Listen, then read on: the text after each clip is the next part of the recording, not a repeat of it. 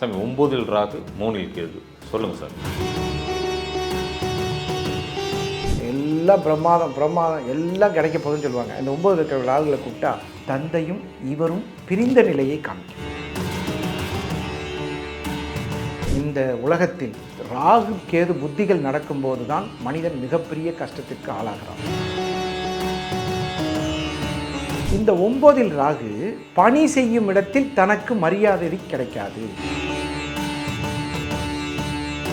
இவ்வளவும் சொல்லிட்டீங்க, நம்ம ஒரு கோயிலும் சொல்லுங்க சாமி. ஐயா சுகமே சொல்ல சாமி. ஐயா வணக்கம் சாமி. 9ல் ராகு 3ல் கேது சொல்லுங்க சாமி. 9ல் ராகு 3ல் கேது, இது என்ன சொல்கிறாங்கன்னா சங்கக கால சர்ப்பயோகம்னு சொல்லிக்கிறாங்க. இதுக்கு ஒரு பேர் வச்சுருக்காங்க, சங்கக கால சர்ப்பயோகம். 9னா அப்பா, அது பாக்யம் அப்படிங்கிற ஸ்தானத்துக்கு நம்ம இந்த பூமிக்கு வந்ததுக்கு காரணமாக இருக்கக்கூடிய பாக்யாதிபதி என்று அழைக்கக்கூடிய 9ஆம் இடத்துல போய் உட்காந்துருக்காரு ராகு. பொதுவாக 9ல் ராகு இருந்தால் நம்ம என்ன சொல்லுவாங்க அப்படின்னு கேட்டிங்கன்னா, எல்லாம் பிரமாதம் எல்லாம் கிடைக்க போகுதுன்னு சொல்லுவாங்க. இந்த 9ல் இருக்கிற ராகுகளை கூப்பிட்டா தந்தையும் இவரும் பிரிந்த நிலையை காமிக்கும். இவங்க 2 பேருக்குள்ள ஒரு மனக்கசப்பு. ஏதோ இவர் படிக்க சொன்ன படிப்பை போனது, இவர் படிக்க சொன்ன படிப்பை படிச்சுட்டு இவர் சொன்னபடி வேலை செய்யாமல் இருக்கிறது. இந்த 9ல் ராகு இருக்கக்கூடிய நிறைய நடிகர்கள் பாருங்கள் அப்பாவை எதிர்த்து பேசுவாங்க. நிறைய டாக்டர்ஸ் பாருங்கள் அவர் சரிப்பட்டு வராதுங்கன்னு சொன்ன 9ல் ராகு. சரி, இது ஒரு பக்கம் இருக்கட்டும். 9ங்கிறது பிஜி, உயர் படிப்பு படிக்க முடியாமல் போதல். இந்த 9ல் ராகு இருக்குது. அப்புறம் பாருங்கள், இந்த 9ல் ராகு இருக்கிறதுனால பாக்கியங்கள் தட்டி போதல். இப்போ நீங்கள் சில இடங்களில் பாருங்கள், உங்களுக்கு கிடைக்க வேண்டிய பாக்கியம் வேறொரு பக்கம் இருந்துக்கிட்டு அப்புறம் அது கிடைக்காம பல ஆண்டுகளாக 30 ஆண்டு 40 ஆண்டுகளாக என்னன்னு தெரியலங்க, அந்த சொத்து பத்து சேரல. எங்கள் தாத்தா இந்த பிள்ளை பிறக்கும்போது போட்டதுங்க, இந்த பிள்ளைக்கு ஒரு குழந்தை பிறந்துச்சுங்கெல்லாம் சொல்லுவாங்க. அதெல்லாம் பார்த்திங்கன்னா இந்த பாக்கியத்தில் ராகு, அதான் 9ஆம் இடத்துல ராகு இருக்கிறது. மிகப்பெரிய மனக்கசப்புகளை தந்தையிடம் பெரும்பாலும் தந்துவிடும். கல்யாணமாகி குழந்தை பெற்று அதுக்கப்புறம் கூட என்கிட்ட வரும்போது கேட்பேன், பிஜி பண்ணலன்னு வருத்தம் இருக்கா அப்படின்னு. ஆமாம் சார், பிஜி ஏன் நான் பண்ண முடியல, நான் பெரிய rank holder sir, gold medalist sir, ஆனால் 9ஆம் இடத்துல, அப்போ நான் சொல்லுவேன் 9ஆம் இடத்துல ராகு இருக்கிறதுனால உங்களுக்கு பிஜி பண்ணணும். இன்றைக்கி வரைக்கும் அந்த வழி இருக்குது சார், இந்த பயல் அதான் படினா கேட்க மாட்டேங்கிறான் சார் அப்படின்னு சொல்லுவாங்க. அந்த மாதிரி பிஜிங்கிற ஒரு மிகப்பெரிய ஒரு போஸ்ட் கிராஜுவேட் அதில் தடையை கொடுக்கும். அப்புறம் பாருங்கள் 3ஆம் இடம் என்பது முயற்சி தடை. இந்த முயற்சியில் எவ்வளோ பிரச்சனை இருக்குன்னு தெரியுங்களா? கடினமான முயற்சி எடுத்து அது தடை வர்றது, அப்புறம் டாக்குமெண்ட்டில் வெரிஃபிகேஷன் வர்றது, அப்புறம் சகோதர உறவுகளுக்கு வீடு கட்டி கொடுத்து விட்டு அந்த உறவுகளிலிருந்து இவர்கள் அந்த பலனை எதிர்பார்க்காமல் இருப்பது. இப்போ அண்ணன் வீடு கட்டி கொடுத்துட்டு என்ன பண்ணுவார்னு கேட்டிங்கன்னா, பிற்காலத்தில் நான் பயன்படுத்திக்கிறேன், அம்மா அப்பா இருக்கிற வரைக்கும் எனக்கு வேண்டாம் அப்படின்னு சொல்லியிருப்பார். அம்மா அப்பா என்ன பண்ணுவாங்கன்னா, இடம் அவங்க பேரில் இருக்கல, தம்பி பேரில் எழுதி கொடுத்துருவாங்க. கொஞ்ச காலம் கழித்து கேட்டால், எப்போ அந்த வீடு நான் தானே கட்டினேன்னா இல்லைம்பாங்க. இந்த மாதிரி ஒரு விஷயம். அப்புறம் இந்த டாக்குமெண்ட்டில் பேர் தப்பாக இருக்கிறது, 3ஆம் இடம்ங்கிறது டாக்குமெண்ட். அப்புறம் கம்யூனிகேஷன் பிரச்சனை. பெரும்பாலும் இந்த 3ஆம் இடத்துல கேது இருப்பவங்க இந்த அரசியல்வாதிகளாக இருக்காங்கல்ல, யாரை நம்பியும் பேசக்கூடாது. இன்றைக்கி உங்கள் கூட சேர்ந்து பேசிட்டு போயிடுவாங்க, நாளைக்கு அங்கே போய் இவர் என்கிட்ட இப்படி சொன்னார் இல்லைன்னா ரெக்கார்டை போட்டு விட்ருங்க. நீங்கள் பார்த்தீங்கன்னா இந்த ரெக்கார்டை காமிக்கிற விஷயம் இதெல்லாம் 3ஆம் இடம் இவர்களை கஷ்டப்படுத்தும். இன்னொரு விஷயம் நீங்கள் நல்லா கவனித்து பாருங்கள், இந்த 3ஆம் இடத்துல கேது இருக்கிறவங்க பெரும்பாலும், 9ஆம் இடத்துல ராகு இருக்கிறவங்க பெரும்பாலும் நான் வெளிநாடு போய் தான் சம்பாதிப்பேன், வெளிநாட்டில் நான் எப்படியாவது வாழ்ந்து காமிப்பேன் அப்படிம்பாங்க. அதிலும் குறிப்பாக சிறு தூர பயணத்தில் போவாங்க. இங்கே அப்பா அம்மாட்ட காசு வாங்கிட்டு, ஃப்ரெண்ட்ஸுக்கிட்ட காசு வாங்கிட்டு போயிட்டு அங்கே சரியான வேலை கிடைக்காம இவர்கள் இங்கேருந்து பணம் அனுப்பி திருப்பி கூப்பிடுவாங்க. அப்புறம் வெளிநாட்டில் சென்று படிக்க போய் 4க்கு 12 படிக்க போய் அந்த என்ன சொல்கிறது, உணவு, அந்த சூழ்நிலை, அங்கே இவர்களுடைய கல்ச்சருக்கு தகுந்த மாதிரி அங்கே செட் ஆகாமல் கடைசியில் திரும்பி வர்றது. பெரும்பாலும் இவர்கள் வெளிநாட்டுக்கு செல்லும்போது மற்ற தசாபுத்திகளை கவனித்து செல்ல வேண்டும். குறிப்பாக இவங்க போகும்போது கேது திசை இருந்ததுன்னா இவர்கள் போகும் காரியம் வெற்றி அடையாது. குறிப்பாக ராகு திசை இருந்தால் அது வெற்றி அடையாது.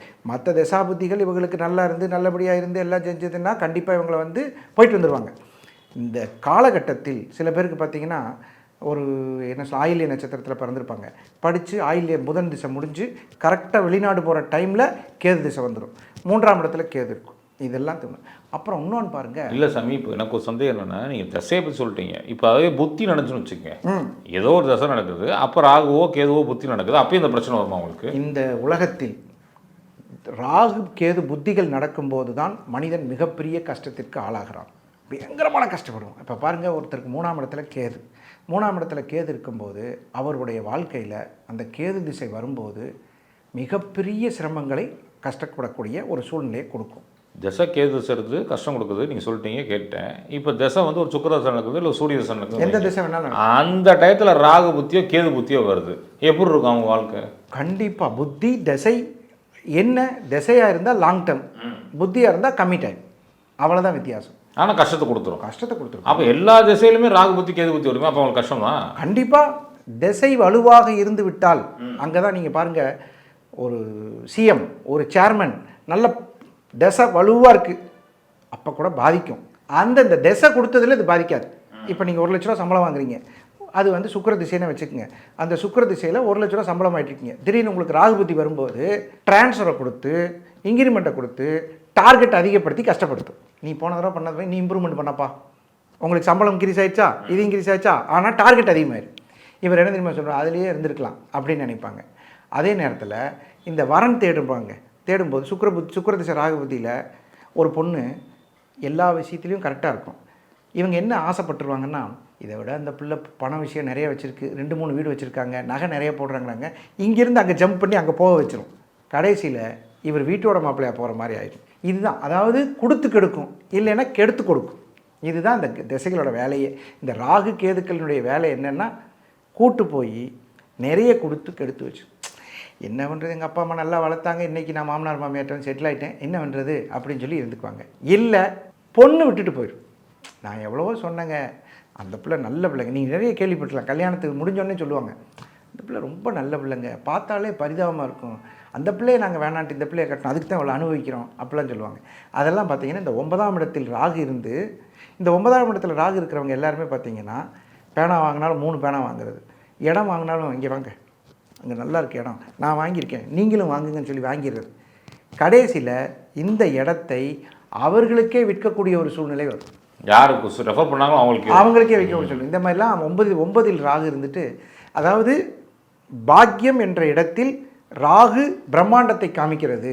உனக்கு கிடைத்த பாக்கியத்தை உன்னோடு வைத்து கொள்ளாமல் நீ அகலமாக விரிக்கும் பொழுது கண்டிப்பாக அந்த பாக்கியங்கள் கிடைக்கும். இந்த 9இல் ராகு பணி செய்யும் இடத்தில் தனக்கு மரியாதை கிடைக்காது. பாக்கியம்ங்கிறதுல மரியாதை ரொம்ப ரொம்ப முக்கியம். அவர் என்னங்க, ஆனால் இவர் விழுந்து வேலை பார்ப்பார், நிறைய வேலைகள் பார்ப்பார். ஒரு கம்பெனியில் உட்காந்துன்னு பார்த்தீங்கன்னா, சில பேங்க் மேனேஜரு இவங்கெல்லாம் பார்த்தீங்கன்னா 9ங்கிறது குரு இல்லையா, காலபுருஷனுக்கு 9 இல்லையா, பெரும்பாலும் பணம் சம்மந்தப்பட்ட பொருளாளர் பதவி இதிலெல்லாம் இருந்துட்டு, நீங்கள் நல்லா பாருங்கள், இந்த பொருளாளர் பதவியிலிருந்து வெளியே போனவங்க நிறைய பேர் பார்த்தீங்கன்னா கேஷியரு, அப்புறம் இந்த நிறைய இந்த மாதிரி பணம் சம்மந்தப்பட்ட விஷயங்களில் இவங்க தலையிட்டு இவங்களை பொறுப்பில் உட்கார வச்சுருவாங்க. இவர் காலத்தில் தாங்க இந்த பிரச்சனையே வந்துச்சு. இவர் தாங்க அந்த செலவை சரியாக செய்யலை.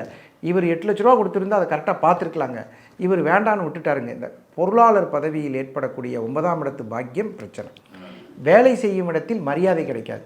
நீங்கள் பெரும்பாலும் பாருங்கள், கோச்சாரத்திலேயே 9இல் ராகு வரும்போது வேலையை விட்டு மாற்றிக்கலாமாங்க, வேலை மாற்றி போட்டுமா அப்படின்னு கேட்குறவங்க நிறைய பேர். இன்றைக்கி கோச்சாரத்தில் இன்றைக்கி வந்து கும்பத்தில் ராகு இருக்குது.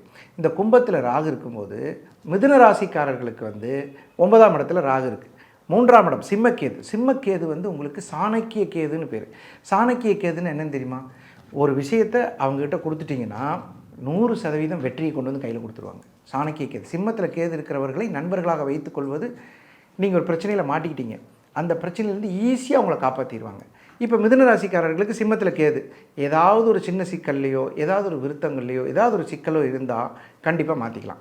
அதே மாதிரி பாருங்கள், இந்த 9ஆம் இடத்துல ராகு இருந்ததுன்னா இன்றைக்கி கோச்சாரத்தில் மிதுன ராசிக்காரர்களுக்கு வேலையை மாற்றிக்கொள்ளுதல், மனம் கஷ்டப்படாமல் வேறொரு இடத்தில் புகுந்து கொள்ளலாம் நினைத்தல், ஏற்கனவே கிடைத்த மரியாதையை விட அதிகமான மரியாதை கிடைத்தல், இந்த மாதிரி சூழ்நிலையில் இருந்தெல்லாம் இவர்கள் தன்னை காத்துக்கொள்வதற்கு இந்த 9ஆம் இடத்தில் இருக்கக்கூடிய ராகு மிகப்பெரிய பாக்கியத்தை விருத்தி பண்ணி ப்ரொமோஷன் கிடைச்சதுக்கு கிடைக்காமே இருந்துக்கலாம் நினைக்கிற அளவு தான் இந்த 9இல் ராகு. இந்த 9இல் ராகு 3இல் கேது பேசியிருக்கோம். 3ல் வந்து சந்திரனோ சூரியனோ சுக்கிரனோ குருவோ இல்லை வேறு ஏதோ ஒரு கிரகமோ ஜாயிண்டாக இருக்குன்னா எப்படி இருக்கும் அவங்க வாழ்க்கை? அதாவது 9ஆம் இடம் என்ற பாக்கியஸ்தானத்தில் ராகு இருப்பது பெரும்பாலும் பார்த்தீங்கன்னா நிறைய பேர் சொல்கிறீங்கன்னா என்ன மந்திரம் சொன்னாலும் பலிக்க மாட்டேங்குதுன்னு சொல்லுவாங்க. பார்த்தீங்கன்னா ஆமாம், எங்கே எத்தனை கோயில் போனால் கஷ்டம் தீர மாட்டேங்குதுப்பாங்க, எந்த மந்திரம் சொன்னாலும் பழிக்க மாட்டேங்குது. அப்புறம் மந்திரங்கள் எங்கெங்கேயோ 9ஆம் இடம் மந்திரம். அப்போ அந்த மந்திரங்கள் பலிப்பதில்லை. நீங்கள் சொன்ன மாதிரி இதோட புதன் சேர்ந்துருச்சுன்னு வைங்களேன், இந்த குழந்தைகள் லேட்டாக பேசுறது தெரியுமா, பேசுறது அதெல்லாம் அது லேட் ஆகும். சுக்கிரன் சேர்ந்தால் திருமண விஷயத்தில் ஏதாவது வந்து ஒரு சின்ன குளறுபடி ஆகிறது. அப்புறம் வதந்திகளை நம்புதல். 9ல் ராகு, அதோட சுக்கிரன் சேருது. 9 ராகுவோடு செவ்வாய் சேருது. இந்த ராகு செவ்வாய் சேரும்போது 9ஆம் இடத்துல என்ன ஆயிருன்னு கேட்டிங்கன்னா, அப்பா கிட்ட ஏதாவது ஒரு வார்த்தையை தேவையில்லாமல் பேசிடுவோம். எவ்வளவோ பேசுவோம், அந்த பேசக்கூடிய வார்த்தைகளை பேசும்போது அந்த சிக்கலை உண்டு பண்ணுறது. அதே மாதிரி சொந்த வீட்டில் விற்றுருவாங்கள்ல, இப்போ இந்த வீட்டை விற்றுட்டு அவசரப்பட்டு விற்றுட்டோன்னு கேள்விப்பட்டிருக்கீங்களா?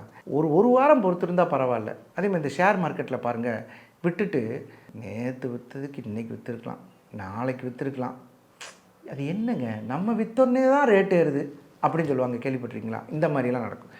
என்கிட்ட ஒருத்தர் சொல்கிறாரு, 9ல் ராகு 2 மணிக்கு விற்றுருக்காரு, 2:45க்கு இவர் எவ்வளோக்கு விற்றாரோ அதை விட 3 மடங்கு ஏறி. அப்போ இந்த 9ல் ராகு மாயம், உனக்கு பாக்கியம் மாயத்தில் இருக்கிறது. அந்த மாயத்தை நீ தவிர்த்து மிகப்பெரிய அந்தஸ்துக்கு போகணும்னா சில கோயில்களுக்கு போயிட்டு வரும்போது சரியாயிடும். சாமி, நீங்கள் 9 ராகு சொன்னீங்க, 3 இருக்குன்னு வச்சுக்கோங்க, சந்திரனோ சுக்கிரனோ சூரியனோ குருவோ அல்லது சனியோ, அந்த கேதுவோட தான் எப்படி இருக்கும்? ஐயா, இப்போ 3ஆம் இடத்துல கேது இருக்குது, சூரியன் சேர்ந்துருக்குன்னு வைங்க, தந்தையினுடைய உடல் நலனில் இவர்கள் செலவு செய்யும் சூழ்நிலை. சந்திரன் சேர்ந்திருக்கு, தாயினுடைய பாசத்திற்கு கிடைக்காமல் ஏங்கி தவிப்பது. செவ்வாய் சேர்ந்துருக்குண்ணா, செவ்வாய் சேர்ந்திருந்ததுன்னா இவர்கள் நில நெருக்கடியில் பிரச்சனையில் மாட்டிக்கொள்வது. புதன் சேர்ந்துருக்குண்ணா, புதன் ஒரு கன்னிப்பெண் விஷயத்தில், அதாவது குலதெய்வ தோஷம் அல்லது ஒரு கன்னிப்பெண்ணால் மன வருத்தம் அடைவது. கன்னிப்பெண்ணுங்கிறது ஒரு கல்யாணமாகாத பொண்ணுனால புரியுது, அந்த மாதிரி பிரச்சனை புரியுது. குரு சேர்ந்துருந்தா, குரு சேர்ந்தாதாங்க ரொம்ப கவனமாக இருக்கணும். குருக்கு எது கோடீஸ்வர யோகம்னு சொல்லுவாங்க, கேலா யோகம்ன்றாங்க. ஆமாம். ஆனால் கடைசியில் என்ன ஆகுன்னு கேட்டிங்கன்னா, அதுவே தான் கடனையும் கொடுக்கும். மிகப்பெரிய வட்டி கட்டினவங்க வட்டிக்கு வாங்கி வட்டிக்கு வாங்கி வட்டிக்கு வாங்கி கட்டியேங்க அசல் எங்கேயோ போய் நின்றுச்சுங்கன்னு கேள்விப்பட்டிருக்கீங்களா? அதெல்லாம் இந்த 3ல் கேது. அப்புறம் டாக்குமெண்ட்டை கொண்டே வச்சுட்டு திருப்ப முடியாத ஒரு சூழ்நிலை கேள்விப்பட்டிருக்கீங்களா? 3 டாக்குமெண்ட்டு, அங்கே கேது, அதை கொண்டு போய் பேங்கில் வச்சிடுறீங்க, திருப்ப முடியாத சூழ்நிலையும். இவர்கள் வைத்த பொருள் ஏலத்துக்கு போய் கேள்விப்பட்டிருக்கீங்களா? அதெல்லாம் இதுதான். அதில் வந்து சுக்கிரன் சேர்ந்துருந்தா சாமி, சுக்கிரன் தான் வந்து நம்பிக்கையற்ற விஷயங்களில் ஆணாக இருந்தாலோ பெண்ணாக இருந்தாலோ சந்தேக குணத்தை கொடுத்துரும். இவர் இப்படி இருப்பாரோ, இவர் யதார்த்தமாக ஒரு ஃபோன் பேசியிருப்பார், ஆனால் அவங்க அதை தப்பாக புரிஞ்சுக்குவாங்க. அந்த மாதிரி ஒரு சூழ்நிலை வர்றது. Communication mistakes.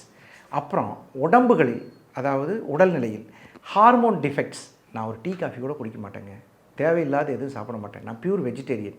ஆனால் இவங்களுக்கு தான் தைராய்டு, அப்புறம் பிபி, கொலஸ்ட்ரால், இதெல்லாம் எங்கேருந்து வந்துச்சு? நம்மளை கேட்பாங்க, ஜோசிமாக்கா வந்து நம்மள்ட்ட கேட்பாங்க, எனக்கு எப்படிங்க வந்துச்சு அப்படின்னு கேட்பாங்க. இதுக்கெல்லாம் காரணம் என்னன்னு கேட்டிங்கன்னா, அந்த சுக்கிரன் என்ற கிரகம் கேதுவோடு சேர்ந்திருப்பது. சனி சேர்ந்துருந்தா சாமி, சனி தான் சாமி உங்களுக்கு தெரியும். சனி கேது என்பது ஸ்டாப் அப்படிங்கிற விஷயத்துக்கு ஒரு அதிகாரி. யதார்த்தமாக நீங்களோ நானோ இல்லை நீங்கள் வேறு யாரு கூடயாவது பேட்டி எடுக்கும்போது இந்த கிரக சேர்க்கையை பேசினால் தடை இருக்கும், தாமதம் இருக்கும். இது அப்பேற்பட்ட கிரக சேர்க்கை. நம்ம ஒரு டூர் கிளம்புறோம், சிறு தூர பயணம். இந்த சில பேர் பாருங்கள், நாளைக்கு காலையில் வந்துடுறேன், நான் அங்கே இருப்பேன், ஆனால் போய் பாருங்கள் இருக்க முடியாது. சில பேர் ஊரில் போய் நான் ஒரு ஷூட்டிங் எடுத்துகிட்டு வந்துடுறேன், நான் ஒரு வேலை செய்ய போகிறேன், அங்கே போனால் அந்த கம்பெனியே இருக்காது. தடை, தாமதம், இதற்குரிய கிரகம் சனிக்கேது. 3ஆம் இடத்தில் இருந்தால் நிறைய பேருக்கு பாருங்கள், மேலே நிச்சயதார்த்தம் ஃபிக்ஸ் ஆகி பத்திரிக்கைலாம் வச்சுட்டோங்க. 3ஆம் இடம் பத்திரிக்கைலாம் வச்சுட்டோம், ஆனால் வந்து கல்யாணம் நின்று போச்சு, பார்த்துருக்கீங்களா? அப்புறம் மேடை ஏறி நிற்கிறது, அப்புறம் மிஸ்கம்யூனிகேஷன் ஆகுறது. இப்போ நீங்கள் என்கிட்ட ஒரு விஷயம் சொல்லியிருப்பீங்க, அதாவது உங்களுக்கு 1000 ரூபா கொடுக்குறேன், நான் போய் அங்கே என்ன சொல்லியிருப்பேன், 2500 கொடுக்குறேன்னு சொல்லியிருப்பேன். இந்த மாதிரி மிஸ்கம்யூனிகேஷன் ஆகிறதெல்லாம் நீங்கள் சொன்ன சனிக்கேது. இவ்வளவும் சொல்லிட்டீங்க, நம்ம ஒரு கோயிலும் சொல்லிடுங்க சாமி. ஐயா, பூவராக சுவாமி உங்களுக்கு தெரியும், ஸ்ரீமுஷ்ணத்தில். அங்கே இருக்கக்கூடிய பூவராக சுவாமியை கும்பிடணும். இன்னொரு இடம் அங்கே இருக்குது, அஸ்வத் நாராயண மரம்னு ஒரு மரம் இருக்குங்க. அங்கே கீழே வந்து பாம்பு புத்து கோயில் இருக்குது, சுயம்பு புத்து. அந்த கோயிலில் கொஞ்சம் நேரம் இருந்து சாமி கும்பிட்டு நீங்கள் வரலாம். அங்கே இருக்கக்கூடிய வராகரையும் கும்பிடணும், அங்கே இருக்கக்கூடிய அஸ்வத் நாராயண மரத்துக்கடியில் இருக்கக்கூடிய நாகர் சிலையை கும்பிட்டுட்டு வந்தால் இந்த இந்த சங்கக கால சர்ப்ப தோஷத்தால் ஏற்கக்கூடிய இப்போ நம்ம சொன்ன பலன்கள், தந்தை, கம்யூனிகேஷன் பிரச்சனை, சொத்து பிரச்சனை, இதெல்லாம் தீர்ந்து நம்ம உறவுகள் சுபிட்சமாக வாழ்கிறதுக்கு அந்த ஸ்ரீமுஷ்ணம் பெருமாள் கண்டிப்பாக கை கொடுப்பார். நிச்சயமாக சார். அவங்க கும்பிட வேண்டிய நாள் வந்து ராகு எந்த நட்சத்திரம் நிற்குதோ, கேது எந்த நட்சத்திரம் நிற்குதோ அதில் கும்பிடணும் இல்லையா? ஓகே சாமி, நெஞ்சார்ந்த நன்றிகள் சாமி, சுகமே சொல்லுங்கள். நன்றி.